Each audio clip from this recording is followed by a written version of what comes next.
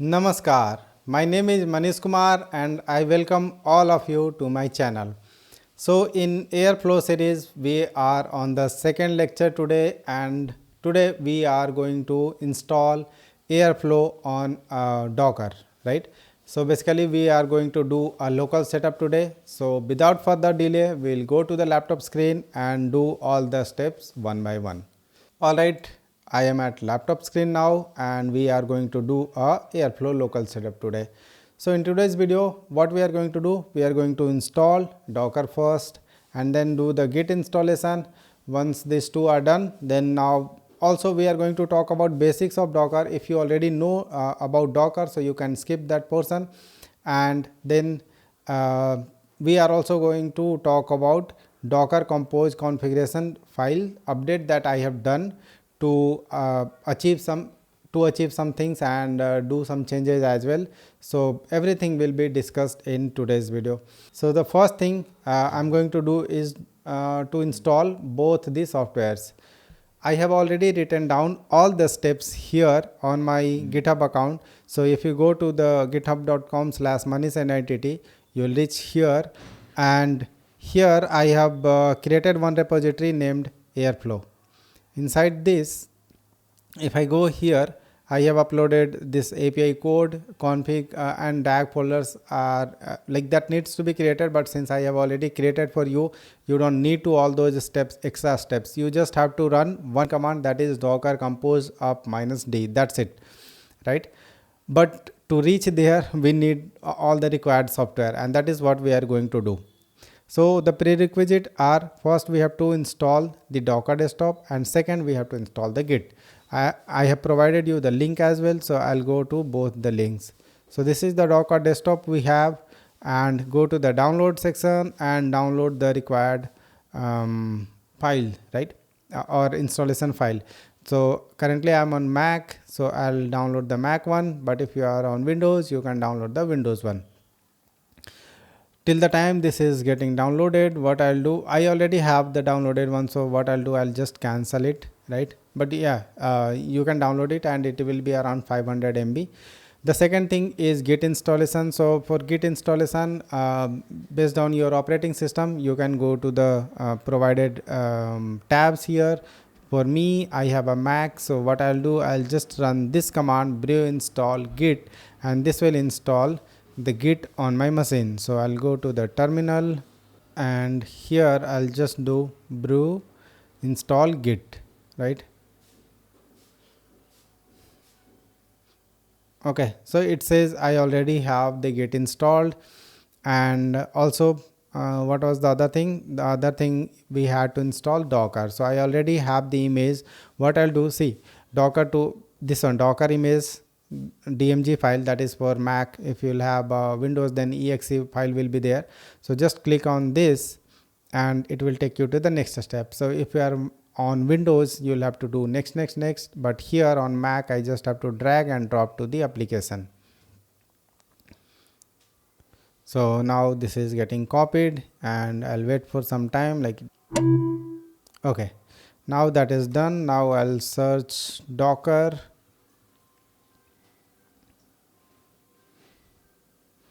Yes, open it.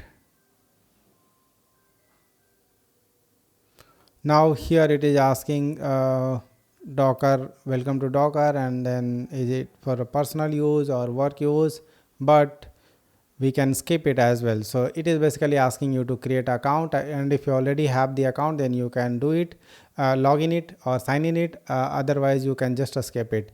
So if you skip it, you cannot upload any image to the Docker Hub repository. That is the only downside, otherwise everything will be working as expected. So for now, I'll just skip it. Okay, once I skip it, you can see here, yeah, you can see here that these tabs are there, containers, images, volumes, and everything is empty right now. So what I'll do now, all the installation are done. Now I'll go to this part, GitHub page, right? And now what I have to do, I have two ways to do this. First, I can directly go and download zip. but this way I don't prefer, because in future if I update some of the codes or directories or anything, if I update in this repo, then you will have to again download the same thing and then extract it and then open it, right? Rather, I would suggest to just copy this path and clone it. So once you clone it, you can just, like, if there is any changes, you can just do git pull and everything will work as expected. So what I'll do, I'll go to the this part, and also VS Code will be required. So if you have a VS Code or PyCharm, any IDE is fine. So for me, right now it's VS Code. So what I'm going to do now, I'm going to open a folder here. So open folder, and I'll go to desktop and I'll click open, right? Yes, I trust the author. Since I already have done some of the things, that you can see the folder, but for now I'm going to create another folder that will be called Airflow local setup. So this is the folder I have created, and inside this folder I'm going to clone the repository that I have there, right? So I'll just right click and do open in integrated terminal here, right? Then what I'll do, I'll just clone it. So git clone. So basically I'm bringing all the files on my local. That is it, right? I have all the files now available with me. So what I have to do, I have to go to this docker compose file and just run one command and everything will work. So what I have to do, I'll just do docker, no wait, where I think, yeah, I'm not in correct directory. So first I'll have to go to the inside Airflow, and now I can see docker compose file is here. So wherever your docker compose file is, there you will have to go and then run this command, else you will get the error. So I'll do docker compose up, right? And then I'll press enter. This is the only command that we have to run to set up Airflow on local, right? And install git and docker desktop are the two software that will be required. Also VS Code or PyCharm might be required if you don't have it. So if you don't have VS Code or PyCharm, you can just Google it or go to YouTube and find another videos how to install that. It is going to take a little bit of time based on your internet bandwidth, because it is going to download 163 MB, 600 MB, 46 MB. So there are different machines that is getting downloaded here, and all of these machines that we were talking about yesterday in jargon's term. So if I go to the where is, yeah, here, if I go to the jargon terms, you can see I had already talked about scheduler, worker, web server, metastore, triggers, right? And the same thing you can see here: trigger, DAG processor, API server, init, scheduler, worker. So these all are internals of Airflow.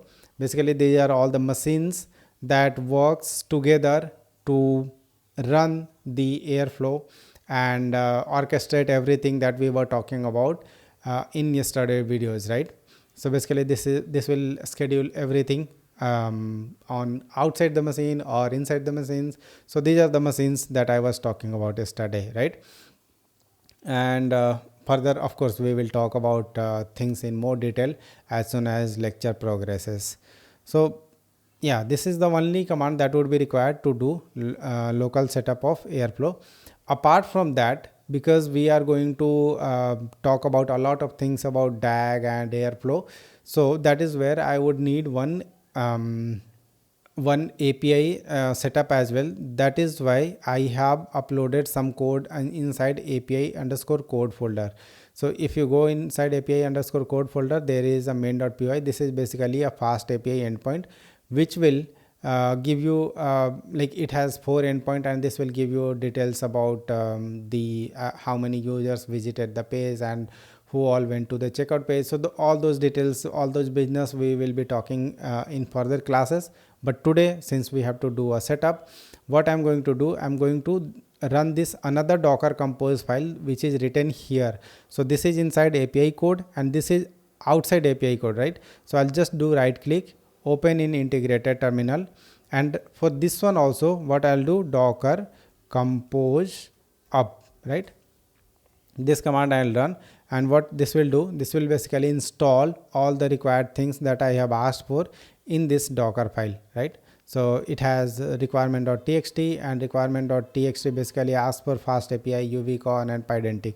That is what getting downloaded here, and all the required library to run the fast API, UVCon and those things. So I have to run docker compose file twice, but only once for this one and one for this one. So I hope, see, our Airflow is up and running. Now we can go to the docker desktop, and we can see here that inside Airflow every container is up, like Airflow API server, scheduler, DAG processor. So now Airflow is running on our local. So how can we make sure that Airflow is running? So go to localhost /8080, and once I go to localhost 8080, I can see that my Airflow is running. But one thing I did not see here, I don't know why, it did not ask me for the password.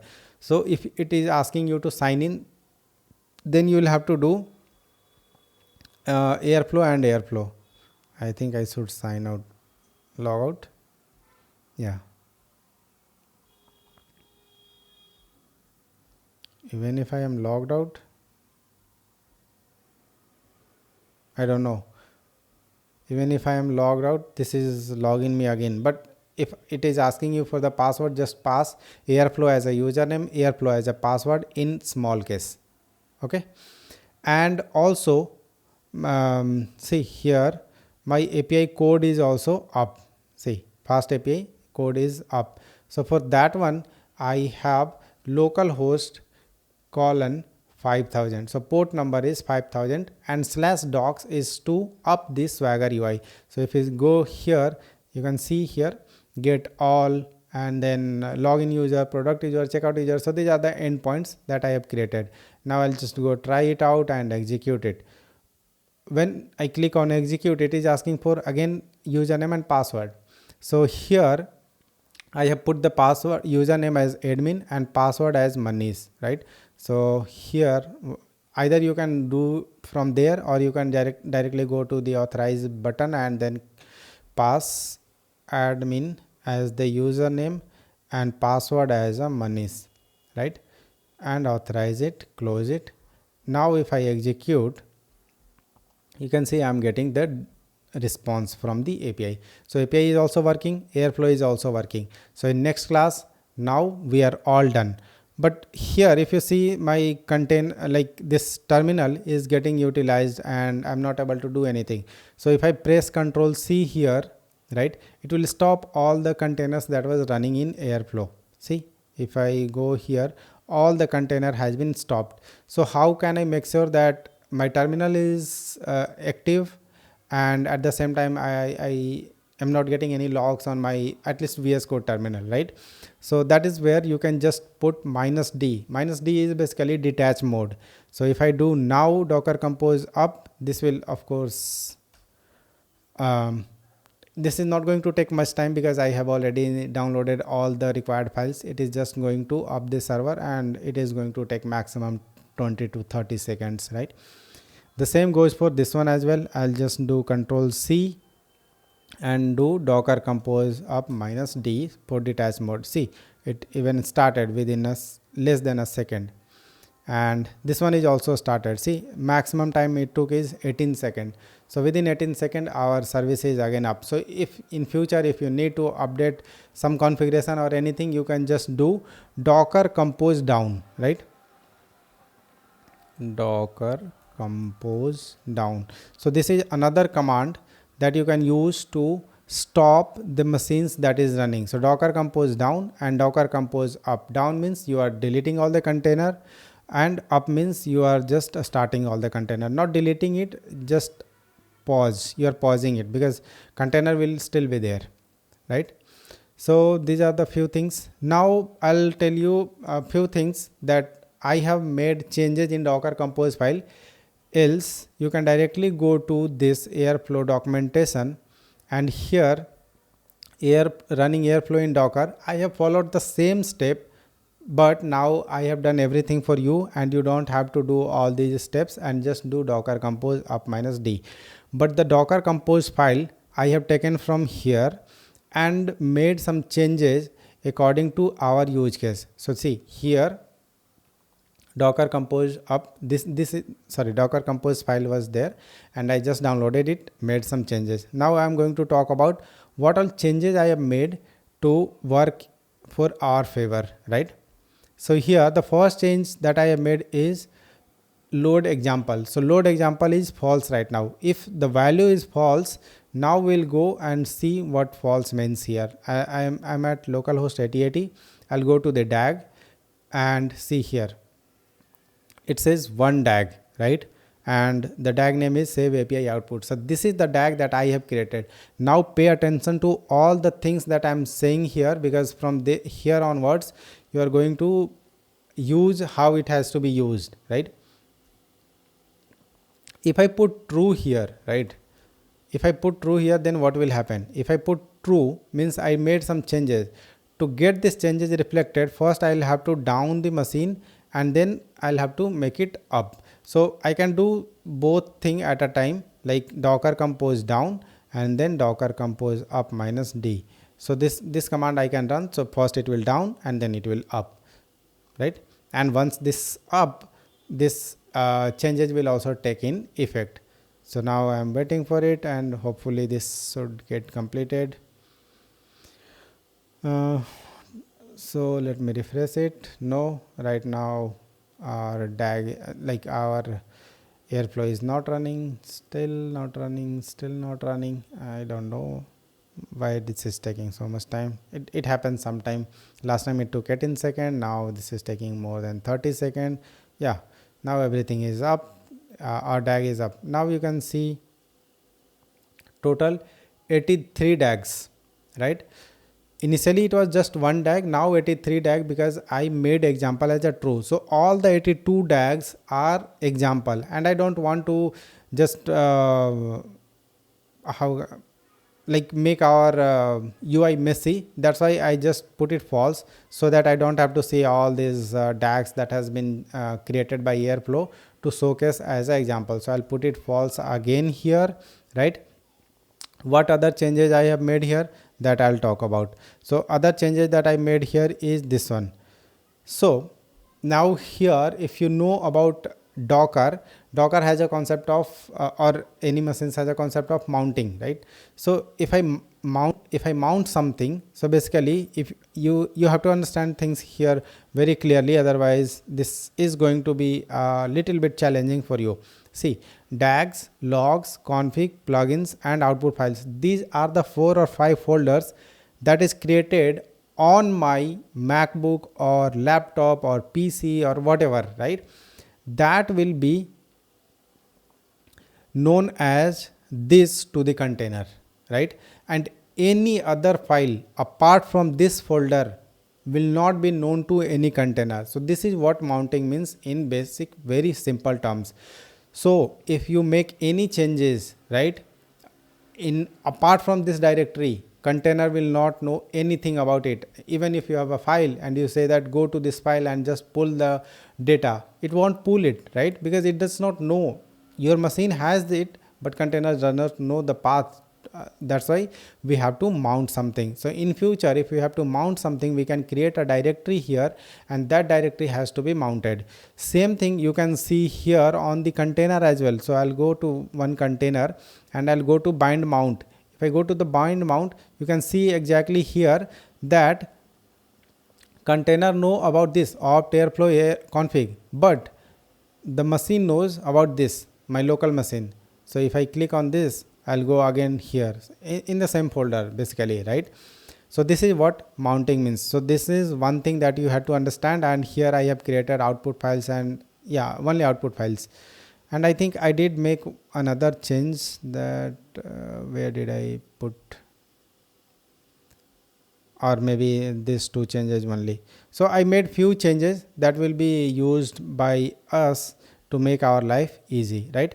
And apart from that, this entire API inside API code, one compose file that I have created, and inside this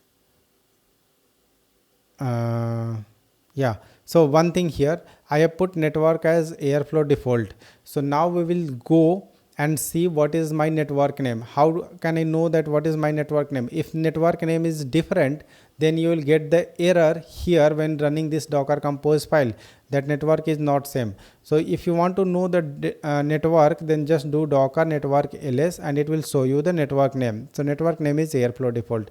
If I am updating the network name, which you don't need to, but if you are creating some other names, then this name get changed and this name get changed, then you'll get error here while running this docker compose file. So that thing you'll have to keep in mind. Apart from that, I think I have talked about everything. Output files in future we are going to use. Yeah, one more thing. I said you will have to pass the username and password as admin and Manish. So this is where I have set it. In real time, of course, this value will be coming from some vault or somewhere else, but for now I have keep it here as these two values, so that at least our API is secure, little bit secure, because we know the password, we can see the password. But yeah, this is how API is built. So that part is done, and I think I have talked about everything that would be required in next videos. So that was all about container. And then yeah, also you can run the same command either in terminal or in VS Code terminal. It doesn't make any difference. So if I run docker ps, means all the processes that is running. So these are the container ID, these are the image name, command, and all those other details. Like you can see the port number. If you don't remember the port number, you can just do docker ps and it will show you, okay, you are running Airflow on port number 8080 and you are running your API on 5000 port, you are running your Postgres on 5432, you are running your Redis on 6379. So all the ports that can be shown here. Also port forwarding concept is there, that I am not going to talk about in Docker right now, because that is out of scope for us, at least for now, right? Network was also out of scope, but because I am using another API to call in the same network, because I am not very good at networking, so I thought of creating both the Airflow and API in the same network, so that it can be reached through a container ID. If you don't understand it, just skip it, okay? If you understand, or if you know more than what I know, then you are already better at Docker and networking. But I'm not very good at networking, so I know very little about it, okay? Yeah, so these are the things that has to be discussed today. Apart from that, I don't think anything is missing now. Yeah, and one more thing is, why did I ask you to do git? Because now you can just do git pull and all the changes will be pulled if in future if I make any update. So you don't need to download every time and then unzip it and then do all the stuffs, right? So that is why I wanted you to do through the git commands. Oh, I think a lot of concepts are here today. If you don't know Docker, otherwise if you know Docker, then it was pretty easy, right? So I think we are done for today's video. Now we will talk about, yeah, from next class onwards we are going to talk about DAG, because many times I think I said DAG, but I did not explain anything about DAG. So in today's in next lecture we are going to talk in detail about DAG, task operators, and many other things, that the jargons that we have been talking about from last lecture, right? So we are done for today and we will meet in the next video. Till then, bye bye.